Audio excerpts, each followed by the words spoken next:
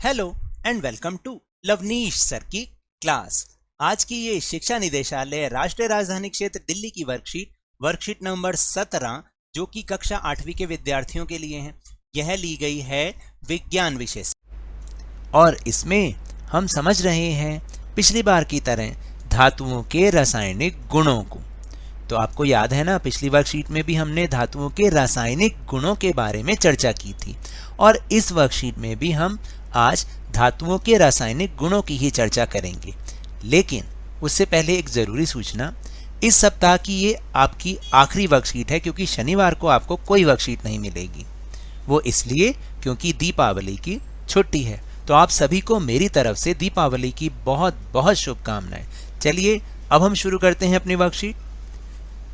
हम अपनी पिछली कक्षा में अम्ल और क्षार के गुणों के बारे में पढ़ चुके हैं।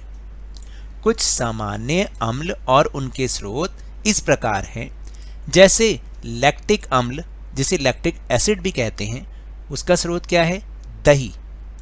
फिर एसिटिक अम्ल, उसका स्रोत क्या है? सिरका, यानी सिरका से हमें एसिटिक अम्ल मिलता है। उसके बाद है एस्कॉर्बिक अम्ल यानी विटामिन सी, वो किससे मिलता है? आंवला से मिलता है। आंवला जो कि एक खट्टा फल होता है और बहुत ही उपयोगी है हमारे शरीर के लिए। साइट्रिक अम्ल वो किससे मिलता है? खट्टे फल जैसे नींबू, नारंगी आदि से। उसके बाद हाइड्रोक्लोरिक और सल्फ्यूरिक अम्ल प्रयोगशाला में उपयोग किए जाने वाले कुछ अम्ल हैं। तो इसी प्रकार कुछ सामान्य क्षारक भी इस प्रकार हैं, जैसे सोडियम हाइड्रोक्साइड। आप जानते हैं इनका उपयोग साबुन बनाने के लिए किया जाता है।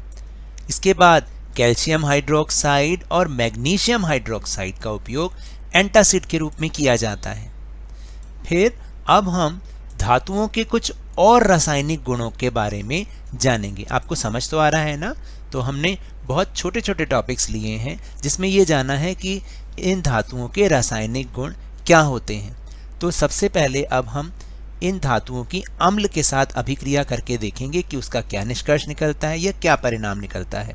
तो अब हम समझ रहे हैं अम्ल से अभिक्रिया। धातुएं अम्ल के साथ अभिक्रिया कर लवण यानी नमक का निर्माण करती हैं और साथ ही हाइड्रोजन गैस भी उत्पन्न करती हैं जो पॉप ध्वनि के साथ जलती है। सभी धातुओं की अभिक्रिया करने की दर भिन्न भिन्न होती है, जैसे पिछली बार हमने जल के साथ देखा था। तो अगर हम अम्ल और धातु को मिलाएं तो उसकी अभिक्रिया क्या होगी? लवण यानी कि नमक बनेगा और साथ में हाइड्रोजन गैस बनेगी। इसलिए धातु के बर्तनों में अम्लीय पदार्थ नहीं रखने चाहिए। अब आप समझ गए होंगे ना कि हमें एल्युमिनियम के बर्तनों में नींबू का अचार क्यों नहीं रखना चाहिए। इसलिए हम कहते हैं कि किसी भी जो धातु के बर्तन होता है उसमें अचार नहीं रखना चाहिए, क्योंकि अचार क्या है? अचार तो अम्ल है, क्योंकि अभी अभी हमने जाना कि वो उसमें अम्ल होता है, जैसे क्योंकि वो भी खट्टा होता है। तो अगर हम उसको धातु के बर्तनों के साथ रख देंगे तो धातु और अम्ल की जब अभिक्रिया होगी तो लवण बनेगा और हाइड्रोजन गैस भी उसमें बनेगी। इसलिए उसको हम नींबू के अचार को खास तौर से हम धातुओं के बर्तन में या एल्युमिनियम के बर्तनों में नहीं रखते। फिर इसके बाद है कि कुछ धातुएं क्षार के साथ अभिक्रिया कर लवण यानी नमक का निर्माण करती हैं और साथ ही हाइड्रोजन गैस उत्पन्न करती हैं। यानी अम्ल के साथ अभिक्रिया करके तो लवण और हाइड्रोजन का निर्माण करती ही करती हैं, लेकिन अगर कुछ धातुएं क्षार के साथ मिलाई जाएं तो तब भी ऐसा ही परिणाम सामने आता है। जैसे धातु प्लस क्षार क्या बनेगा? लवण यानी नमक और प्लस हाइड्रोजन गैस। तो अब आप समझे कि आज हमने किन किन टॉपिक्स के बारे में चर्चा की। तो ये टॉपिक्स बहुत ही आसान है। अगर फिर भी आपको समझ ना आए तो आप मुझे कमेंट बॉक्स में लिख सकते हैं कि आपको कौन सा पार्ट समझ में नहीं आया।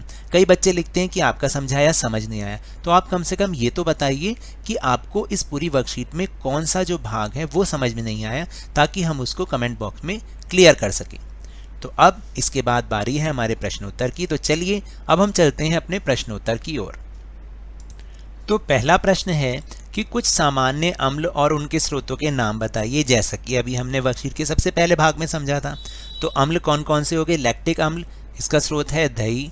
एसिटिक अम्ल जिसका स्रोत है सिरका, फिर एस्कॉर्बिक अम्ल है जिसका स्रोत है विटामिन सी और आंवला, इसके बाद सिट्रिक अम्ल है जिसका स्रोत है खट्टे फल जैसे नींबू और संतरा आदि।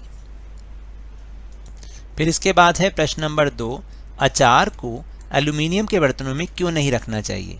तो इसका उत्तर है कि धातु अम्ल के साथ अभिक्रिया कर लवण का निर्माण करती है, इसलिए धातु के बर्तनों में अम्लीय पदार्थ नहीं रखने चाहिए। अचार अम्लीय पदार्थ है, इसलिए इसे एल्युमिनियम के बर्तनों में नहीं रखना चाहिए। इसके बाद प्रश्न नंबर 3 है कि क्या होता है जब धातुएं अम्ल के साथ अभिक्रिया करती हैं?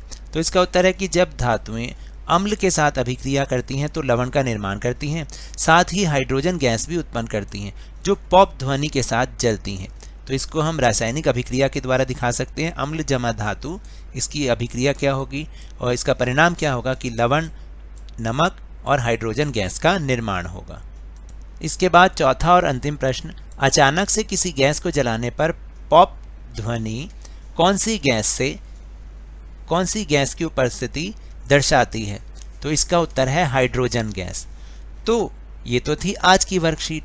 अगर मेरे इस तरह समझाने से आपको थोड़ा सा भी समझ में आया हो तो इस चैनल को ज़्यादा से ज़्यादा सब्सक्राइब कीजिए, लाइक कीजिए और बहुत ज़्यादा शेयर भी कीजिए।